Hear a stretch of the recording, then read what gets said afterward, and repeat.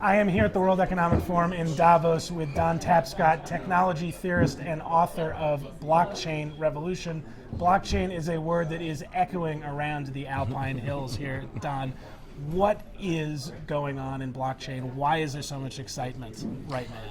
Well, blockchain or blockchain technologies are the underlying technologies of Bitcoin. And Bitcoin can be considered an asset, kind of like gold, it goes up or down. It's more interesting to think about the digital currency of having a currency that's not fiat based, that's a cryptocurrency. But the real interesting thing is much bigger. It's this underlying technology, which is, I call it the worldwide ledger. It's a massive global distributed spreadsheet, kind of like a distributed database. And it can record any structured information. So it can record a transaction. I just paid you $100. But it could also record a marriage license, and it has.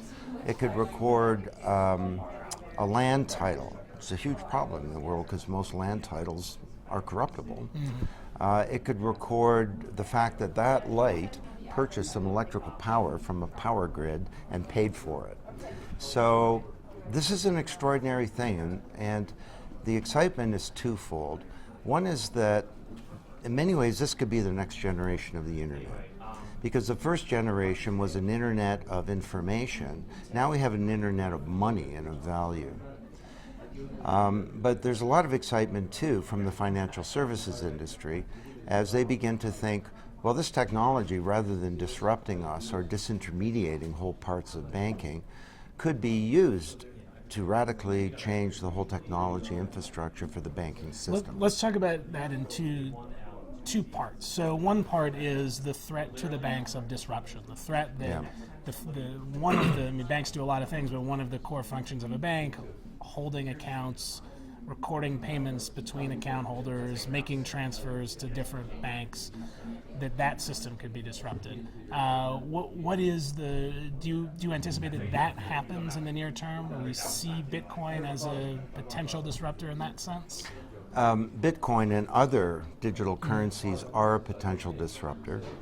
And whether or not this will occur remains to be seen. There are a lot of forces in motion, one of them being how do the banks respond. But let me just give you an example from the book. Annalee Domingo is a housekeeper in Toronto. And for 20 years, she gets on the bus once a month and she goes for an hour and a half to the shopping mall where the Filipino Western Union office is. And they specialize in the Filipino diaspora. She pays her $200, she gets charged over 10%. It takes about 5-6 hours of her month. Now Annalee takes her mobile device, hits $200, hits a button, and the funds get transferred to her mom in Manila, and she gets charged 0.25%. It doesn't take 4 to 7 days, it takes a millisecond. And this is because, what does that have to do with? Well, this is all blockchain? Technology that's based on blockchain, and there's a digital currency that's underlying, but the foreign exchange is all handled. So her mom actually receives Filipino pesos when a teller, it's kind of like an Uber driver, shows up, and there are thousands and thousands of these certified tellers, and they show up and they give her physical money. Now, to your question, that's a $500 billion industry that could be undermined by this technology. But fundamentally, if you're transferring money at both ends of that transaction, you're still in the banking system. She's got to get dollars from a bank. The dollars either exist as Federal Reserve notes or they exist as electronic credits in a bank account that's hooked up to the dollar system. And on the other side, the same is true of the pesos. You're only really taking a piece of that instead of dealing with the whole thing. And I don't see something like Bitcoin replacing the traditional fiat currency systems.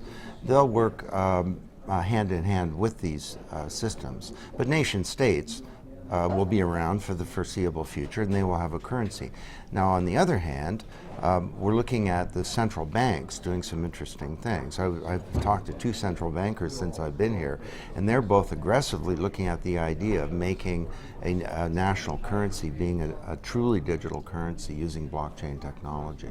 So in effect, the record of who owns the currency or who holds the currency is part of a global ledger. Exactly. So you're looking at the digital pound or the digital dollar.